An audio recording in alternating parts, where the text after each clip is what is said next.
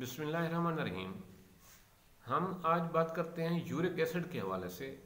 Uric acid एक ऐसी problem है जो जब ये किसी आदमी में यूरिक एसिड की मिकदार बढ़ जाती है तो वो चलने से अवजार हो जाता है। उसके एड़ियों में हर वक्त जो है ना पेन रहता है, ख़ास तौर पे सुबह को तो वो ज़मीन पे पाँव ही नहीं रख सकता। उसके पाँव में इतना एड़ियों में दर्द होता है जिसके कोई हिसाब नहीं। वो चलने से माजूर हो जाता है, वो हर वक्त लंगड़ा के चलता है। तो उनके लिए मैं आज एक लाजवाब किस्म की नुस्खा लाया हूँ। पहले तो ये बताते हैं कि तमाम किस्म की दालें उनमें यूरिक एसिड पाया जाता है, वो नहीं खानी चाहिए। बड़ा गोश्त में यूरिक एसिड पाया जाता है, वो नहीं खाना चाहिए। और इसी तरह छोटे गोश्त में भी यूरिक एसिड होता है, वो नहीं खाना चाहिए। और ऐसे लोग इनका कोलेस्ट्रोल, बेड कोलेस्ट्रोल जो है वो ज़्यादा है, कोलेस्ट्रोल का प्रॉब्लम में है, उनको भी ये चीज़ें नहीं खानी चाहिए। तो उनके लिए एक लाजवाब किस्म की चीज़ लाया हूँ। वो ये है कि 20-25 दाने काले छोले लें, रात को उनको पानी में भिगो रखें, नीम गर्म पानी में भिगो कर रखें, और पानी जब नॉर्मल हो जाए तो उसको फ्रिज में रख दें। सुबह उठकर वो पानी पी लें, छोले खा लें।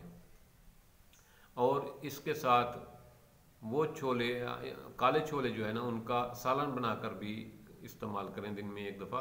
तो उनकी शुगर भी कंट्रोल हो जाएगी और उनका बढ़ता हुआ कोलेस्ट्रोल भी कंट्रोल हो जाएगा, और उनमें यूरिक एसिड का प्रॉब्लम भी ख़त्म हो जाएगा। यूरिक एसिड भी आहिस्ता आहिस्ता नॉर्मल होना शुरू हो जाएगा। ऐसे लोग जो यूरिक एसिड के प्रॉब्लम में हैं, उनके लिए एक और आसान सी चीज़ है कि वो मछली का गोश्त खाएँ और देसी मुर्गी का गोश्त खाएँ। मुर्गी फार्मी जो है ये भी बड़े जानवरों के अलैशों पे पली होती है। इसमें बड़े जानवरों की अलैशें इसकी फीड में शामिल होती हैं, वो इस्तेमाल नहीं करनी चाहिए। इसी तरह मछली, फार्मी मछली जो है वो, उसको जो फीड दी जाती है उसमें भी बड़े जानवरों की अलैशें उसकी फीड में शामिल होती हैं। आप कोशिश करें कि देसी मुर्गी खाएँ और दरियाई मछली खाएँ।